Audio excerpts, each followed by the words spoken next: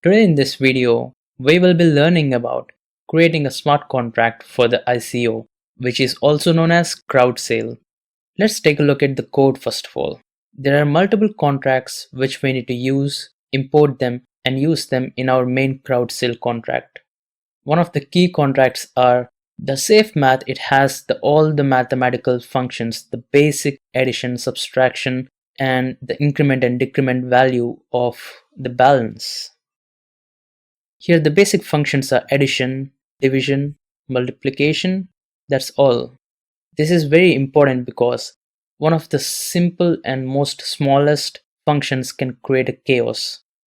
The thing is, for example, if I'm transacting between A and B, and if A sends the value to B, and due to some mathematical miscalculation, if A has the same amount after the transaction, and B has incremented his balance, well, that means A has never lost his balance. A never got decreased his balance when he transferred it, and B got an extra amount from A. This is nothing but loss of balance, loss of value in the long term. You can literally take unlimited or complete total supply in this way, and it all caused or can be caused just because of a simple addition. Here another important contracts are ERC-223, which has the basic interface for transfer function. There is an event for transfer to, and apart from this there is a receiving contract of ERC-223. It has a simple function which is token fallback. It has the data, which is the bytes, which is important. Firstly, let's take a look at the crowd sale. The contracts which we will be using are the token.sol of Ethereum. It has the basic functions, which are transfer, balance of, total supply, and more. We have already discussed ERC-20 standards and how to create a simple token contract in the previous videos. In this video, it's mainly focused on crowd sale. So let's not dig into the ERC tokens, standards, and the contract. Let's start working on the crowd sale first. In the crowd sale, we have all the private variables, which is important because others should not have the access to it.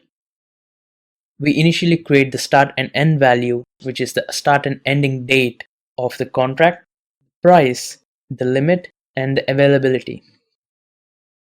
I'll be explaining more about these variables, where we are exactly using them, but for now, let's just remember that every variable is kept private due to the safety issues. And just to mention that we are using safe math for uint. It's just an additional functionality to uint for addition, subtraction, multiplication, like I showed you before. Now let's dig into the code. In the mapping, we have a mapping which is mapped from address to uint. Here address is mapped to uint just to know the limits. For example, if an address has a specific value to which we are restraining that address to go more than that, we can confirm it or recheck it using this mapping.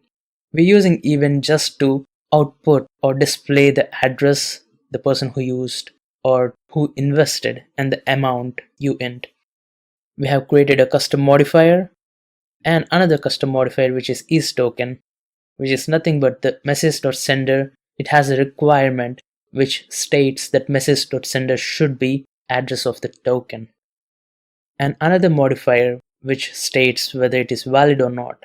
The input parameters for it is the address, which is the to address, and the amount. The basic details or what it exactly says is assert amount greater than 0, which makes sure that the amount is greater than 0. There are two more asserts here in this, which is nothing but limit should be always greater than or equal to amount. That means the limit which we have set, it shouldn't be less than the amount the person is trying to do, invest, or anything more. In our constructor, the input parameters which goes are address, the token address, then comes the start and end date, which is quite important, then the price of the token, and then the limit. The main functions of the crowd sale are for a consumer or a user or an investor should have the ability to buy and he should be able to buy from a particular wallet, and Ethereum's wallet especially, there should be a limit which has to be set by the message.sender or the owner of the crowd sale. There is another function which is token fallback. The token fallback has nothing but a uint, which is the value, an address, then the data, which is in bytes.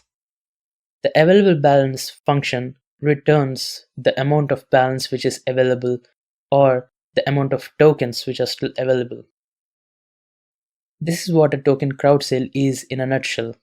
In the next contract, we will be learning how to actually audit it and what are the important functionalities which we need to mention in the crowd sale, and how to store the addresses during a crowd sale. Is it okay to store the addresses of a crowd sale in a database, or it is better to store it in the blockchain itself?